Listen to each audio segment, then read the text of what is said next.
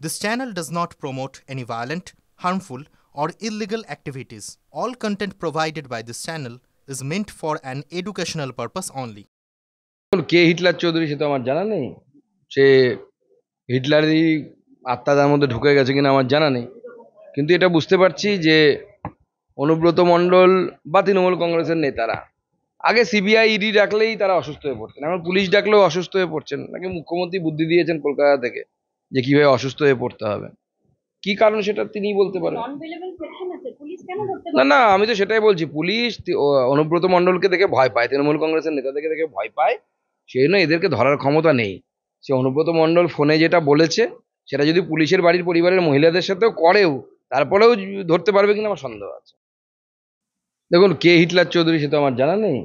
সে হিটলারই আত্মা তার মধ্যে ঢুকে গেছে কিনা আমার জানা নেই, কিন্তু এটা বুঝতে পারছি যে অনুব্রত মণ্ডল বা তৃণমূল কংগ্রেসের নেতারা আগে সিবিআই ইডি ডাকলেই তারা অসুস্থ হয়ে পড়তেন, এখন পুলিশ ডাকলেও অসুস্থ হয়ে পড়ছেন। নাকি মুখ্যমন্ত্রী বুদ্ধি দিয়েছেন কলকাতা থেকে যে কিভাবে অসুস্থ হয়ে পড়তে হবে, কি কারণ সেটা তিনিই বলতে পারেন।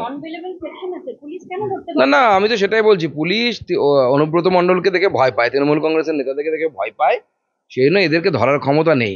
সে অনুব্রত মণ্ডল ফোনে যেটা বলেছে সেটা যদি পুলিশের বাড়ির পরিবারের মহিলাদের সাথেও করেও, তারপরেও ধরতে পারবে কিনা আমার সন্দেহ আছে। এটার সঙ্গে একটু অ্যাড করব, তিনি পাশাপাশি অনুব্রত মণ্ডলের মতো পুলিশকে নিয়ে সরব হলেন। তিনি বললেন যে বিরোধী দলের ভূমিকায় থাকলে আমি দেখিয়ে দিতাম, আমি শাসক দলে রয়েছি বলে আমার হাত পা বাঁধা। কয়েক ঘন্টা কাটতে না কাটতেই হুমায়ুন কবির আবার পাল্টি ফেলেন এবং বললেন যে না, আমি আমার মন্তব্যের জন্য দুঃখিত। দেখুন, এখন তৃণমূল কংগ্রেস এখন অনেকেই এরকম মন্তব্য করবেন, অনেকেই দুঃখ প্রকাশ করবেন, দলে থাকার জন্য দুঃখ প্রকাশ করবেন। অপেক্ষা করুন, 26 আসতে দিন, আরো অনেক কিছু দেখতে পাবেন। পাক চরের খোঁজে এনআইএ এর তল্লাশিতে একাধিক তথ্য সামনে আসছে। এই কলকাতা থেকেই পাকিস্তানের ট্রানজাকশন করা হয়েছিল মেটিয়ার বুজের একটি ট্রাভেল এজেন্সির মাধ্যমে, এমনটা। না, আমরা তো আজকে তাকে এনআইএ দপ্তরে ডাকাও হয়েছে, তলব করা হয়েছে এবং তার জিজ্ঞাসাবাদ চলছে। দেখুন, আমরা বহুদিন থেকে গলা ফাটিয়ে এসেছি যে কলকাতা অ্যান্টি ইন্ডিয়া অ্যাক্টিভিটির অর্থাৎ ভারত বিরোধী কার্যকলাপের এপিসেন্টার হয়ে উঠেছে, এবং এক্ষেত্রে তৃণমূল কংগ্রেস সরকার কখনো প্রত্যক্ষভাবে কখনো পরোক্ষভাবে এই সমস্ত সন্ত্রাসবাদী শক্তিদেরকে সাহায্য করছে।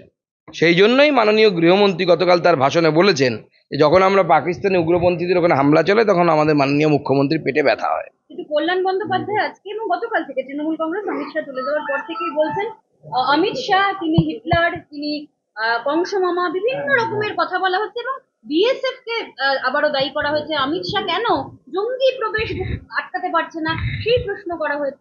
দেখুন, জঙ্গি প্রবেশ কাশ্মীরে কোনো আটকানো সম্ভব না, কারণ আপনারা জানেন কাশ্মীরের জিওগ্রাফি এমন আছে যে সেখান দিয়ে পাহাড় পর্বত আছে, সেখানে ফেন্সিং করা সম্ভব নয়। কল্যাণবাবুকে আমি চ্যালেঞ্জ করছি, উনি যদি করতে পারেন ওকালতির বুদ্ধি দিয়ে করে দেখে দিক। আর 400-450 কিলোমিটার তো পশ্চিমবঙ্গের জমি ফাঁকা, জমি দেননি আপনারা, ফেন্সিং হয়নি। তো কল্যাণবাবু এখন অপ্রকৃতস্থ মানুষ, বয়স হয়ে গেছে, নেশা ভাঙটাং করেন বলে লোকে বলে, সেই জন্য তিনি কখন কি বলেন তার বিষয়ে বেশি খুব একটা গুরুত্ব দেবেন না। চন্দ্রিমাদিরা গতকাল আপনাকে নিয়ে অভিযোগ করেছেন যে সুকান্ত মজুমদার, তিনি দায়িত্বপ্রাপ্ত মন্ত্রী, রাজ্য বিজেপির সভাপতি, তিনিও মমতা বন্দ্যোপাধ্যায়কে নিয়ে অপমানজনক মন্তব্য।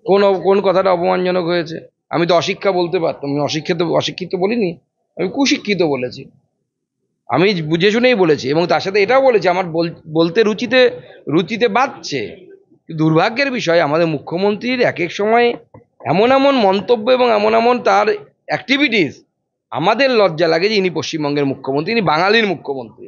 যে বাঙালি প্রফুল্লবাবুর মতো, বিধানচন্দ্র রায়ের মতো, সিদ্ধার্থ, এমনকি জ্যোতি বসুর মতো শিক্ষিত মানুষকে মুখ্যমন্ত্রী হিসেবে পেয়েছে। শর্মিষ্ঠা কনৌলিকে নিয়ে কলকাতা পুলিশের এত বেশি সক্রিয়তা আপনি গতকাল এক্সটেন্ডে পোস্ট করেছেন। কঙ্গনা রানাওয়াত তিনি বলছেন যে উত্তর কোরিয়া বানিয়ে দেওয়ার চেষ্টা হচ্ছে পশ্চিমবঙ্গকে, এটা কি আপনি সমর্থন করেন? দেখুন, পশ্চিমবঙ্গের যে অবস্থা, এখানে ধর্মীয় তোষণ, এবং আমি পরিষ্কার বলছি মোল্লা তোষণ করতে করতে এমন জায়গায় পৌঁছে গেছে, এটা তৃণমূল কংগ্রেসের সরকার নাকি জামাতের সরকার সেটা বোঝা যাচ্ছে না। এই কোন একটি মেয়ে, বাচ্চা মেয়ে, 19 বছর বয়স, সে কি একটা পোস্ট করেছে এবং পোস্টটাকে ডিলিটও করেছে। আচ্ছা, মহুয়া মৈত্র যখন শিবলিঙ্গ নিয়ে এত কথা বললো, ওই তাকে তো অ্যারেস্ট করা হয়নি। হিন্দুদের ভাবাবেগ কি ভাবাবেগ নয়? হিন্দুদের ঠাকুর দেবতা কি ঠাকুর দেবতা নয়? পৃথিবীতে কি একটাই দেবতা আছে, আর কোনো দেবতা নেই? এটার সঙ্গেই অ্যাড করব, সুকান্ত দা উত্তর কোরিয়ার মতো মনে হচ্ছে না, উত্তর কোরিয়ার থেকে কম কিসে আছে? পুনের একটা মেয়ে পোস্ট করেছে, এফআইআর করা হলো, তাকে অ্যারেস্ট করে নিয়ে চলে আসা হলো। আর যে ভদ্র মহিলা, ভদ্র বলা উচিত কিনা আমি জানি না, আমার উচিত ভদ্র বলতে সংস্কৃতিতে বলে তাই বলছি, শিবলিঙ্গে কন্ডম পরালো, সে মহিলা বহাল তো বিয়েতে সাংসদ হয়ে গেল। মানে হিন্দু ধর্মের ভাবাবেগ নেই, হিন্দুদের রাগ করতে নেই, হিন্দুদের দেবতার যে শত অপমান হতে পারে, কিন্তু অন্য ধর্মের কিছু করা যাবে না। মাননীয় মুখ্যমন্ত্রী এবং তার পুলিশ ভোট ব্যাংক এবং জামাতের সরকারে পরিণত হয়েছে, জামাতের পুলিশে পরিণত হয়েছে। এটার সঙ্গে অ্যাড করবো, একই গার্ডেন ব্রিজ থানাতে গতকাল এবং আজকে সেখানকার এক বাসিন্দার বিরুদ্ধে হেট স্পিচের অভিযোগ জানানো হয়েছে, একজন বাসিন্দা যিনি সংখ্যালঘু ধর্মে, কিন্তু তার বিরুদ্ধে এখন অব্দি কলকাতা পুলিশ কোনো পদক্ষেপ নিতে পারল না। আমরা তো সেটাই বলছি, সে মা কামাখ্যাকে নিয়ে কুরুচিকর মন্তব্য করেছে সোশ্যাল মিডিয়ায়, তার বিরুদ্ধে এফআইআর হয়েছে, তো কোথায়? তাকে তো অ্যারেস্ট করা হচ্ছে না। এটাকেই সাম্প্রদায়িকতা বলে, এবং তৃণমূল কংগ্রেস হচ্ছে 100% সাম্প্রদায়িক দল, এবং যে সমস্ত হিন্দুরা তৃণমূল কংগ্রেসকে ভোট দেয়, তৃণমূল কংগ্রেসের সাথে থাকে, তারাও এই পাপের ভাগীদারি।